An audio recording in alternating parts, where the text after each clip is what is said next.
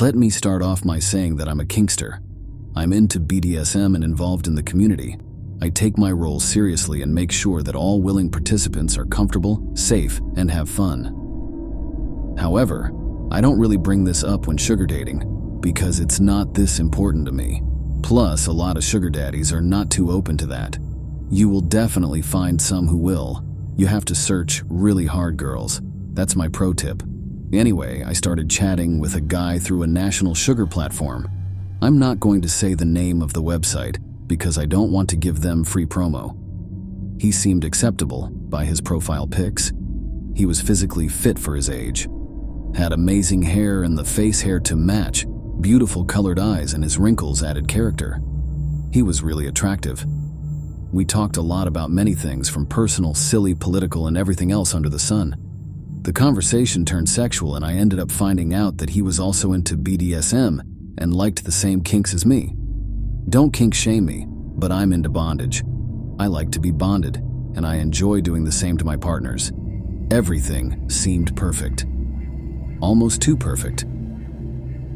Our first meeting came up about a month later. I normally do not take this long to meet up with potential matches. You guys. He was very different from his photos in person. He was much older than it seemed and not acceptable at all. When happened to the man in the photos? Definitely his younger self. I was not happy, but I still gave him a chance since our previous talks went so well and he had a great personality. He was wearing very worn-out clothes, also had only a $100 bill to pay for our meals. I remember the waiter had trouble getting change. Also, he kept hugging me out of nowhere, which he did a lot of times. Before the end of our date, I was already very uncomfortable and wanted nothing more to do with that guy. To make it worse, we were caught in the middle of a very heavy storm, and when I mentioned it that I didn't know how I was going home, he simply looked at me and asked if I didn't have Uber on my cell phone. Then I can tell he felt bad, so he agreed to take me home. He left me for a second to get his car, and wow, it was a beauty. This changed things because I thought to myself, maybe he was conservative with his money. He opened the passenger door for me and I got in. I gave him my address and he plugged it into his phone GPS. After a 30-minute drive of listening to music and fun talk, we made it to my place safely. He opened my door again and asked if he could kiss me. I was feeling better about the date, so I said sure and kissed him on the cheek. He thanked me. I walked to the front door and looked back. He was leaned up against his car. He had a look of content on his face and warm eyes. He waved at me. I waved back and went inside. I looked out the front door window to see that he got in his car with a smile on his face and drove off. I thought nothing of the date the rest of the day. We did continue to text and kept light and fun conversation. Later that evening, I went out to dinner with my girlfriends. We had a great time and had drinks. I sent a series of texts to the older guy. I was not paying attention to what I sent. I definitely was tipsy.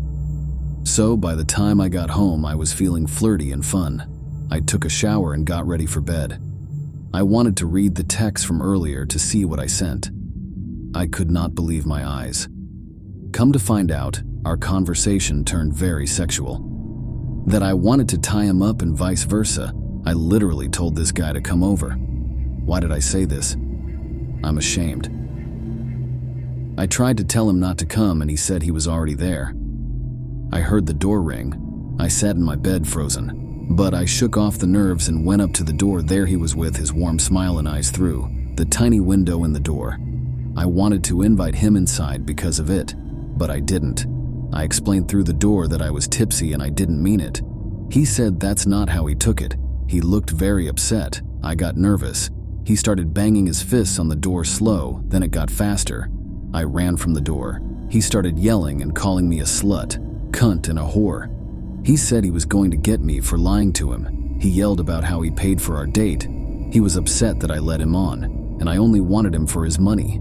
He continued to yell about how I was judging him. I ran off to turn off all of the main floor lights. That's when he got pissed. He took one of my stones from my pathway and slammed it into my window next to the front door. That's when I took off to the back door and ran. Luckily, my great-grandma lived nearby, so I just ran over there. That's where I called the police. I did not want to go back. I got word back that the place was clear and I am free to come back if I wanted. They said they will have someone watch my crib for a little for comfort. I declined and decided to stay at my great-grandma's house for the whole weekend. The guy sent me so many apologies and expressed remorse. That happened about 2 years ago, and he still sends me random apologies with different profiles on social media.